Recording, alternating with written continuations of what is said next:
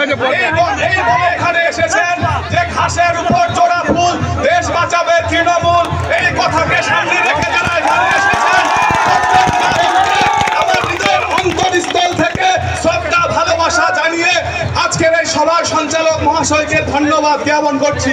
মঞ্চে রয়েছে আমার আপনার তথা চোপড়ার উন্নয়নের বিশারদ আত্মার আত্মীয় মাননীয় হামিদুল রহমান সাহেব মহাশয় রয়েছেন, আমাদের প্রার্থী গোপাল লামা মহাশয়। আজকে 2024 এই লোকসভা নির্বাচন, শুধু একটা কথা বলবো, যে বিজেপি দলকে যাদের মাথার চুল থেকে পায়ের নখ পর্যন্ত দুর্নীতিতে ভরা, যারা শুধুমাত্র মানুষের টাকা খেয়ে আজকে পুষ্ট হয়ে বড় হয়েছে, যার প্রকৃষ্ট উদাহরণ শুভেন্দু অধিকারীকে, সেই আমি বলবো এই সভা থেকে আপনারা এই দিল্লির দানবদের উৎখাত করার ডাক দেবেন।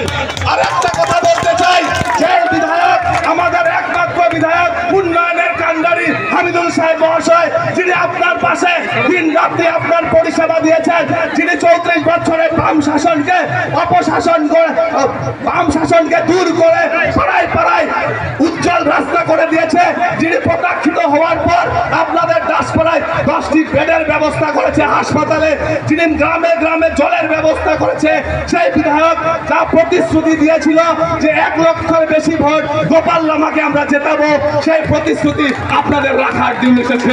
বলুন তো, প্রতিশ্রুতি রাখবেন তো? বিধায়কের প্রতিশ্রুতি রাখবেন তো? বিধায়কের জন্য চোপড়াবাসীর পরীক্ষা, আজই পরীক্ষা জাতির অথবা জাতের করিবে প্রাণ। আমাদের বিধায়ক সাহেব আমাদের কাছে প্রতিশ্রুতি দিয়েছে, এই প্রতিশ্রুতিকে করতে হবে আমাদের জয় গান।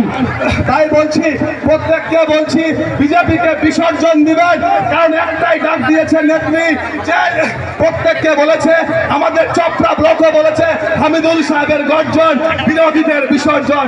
আর তাই এই বাংলা থেকে বিজেপিকে উৎখাত করতে বলতে হবে আমাদের সকলকে। আর একটা কথা বলি, যাক শেষ হয়ে যাক, যাক শেষ হয়ে যাক।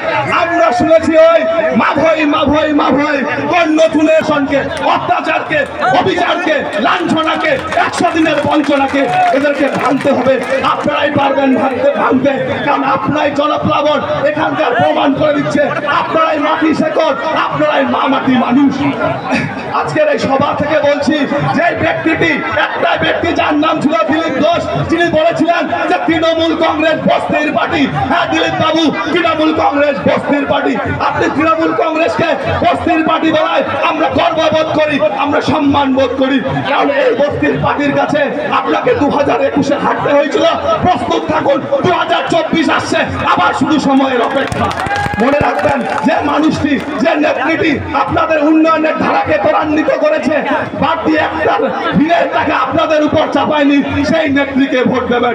বেশি কিছু আর বলবো না, কারণ এখানে অনেক বক্তা রয়েছে। একটাই বার্তা দিব, প্রত্যেককে একটাই কথা রাখবেন, যে এইবারের লোকসভা নির্বাচন আপনারা জোড়া ফুল চিহ্নে দেবেন, কারণ উন্নয়নের ধারাকে এগিয়ে নিয়ে যেতে হবে, উন্নয়নের ধারাকে আরো সব দিকে বিকাশ করতে হবে, আমাদের বিধায়ক সাহেবের হাতকে শক্ত করতে হবে। তাই প্রত্যেককে জাতীয়তাবাদী সবুজ অভিনন্দন জানিয়ে আমার ক্ষুদ্র বক্তব্য শেষ করলাম। জয় হিন্দ, বন্দে মাতরম, তৃণমূল কংগ্রেস জিন্দাবাদ, মা মাটি মানুষের সরকার জিন্দাবাদ।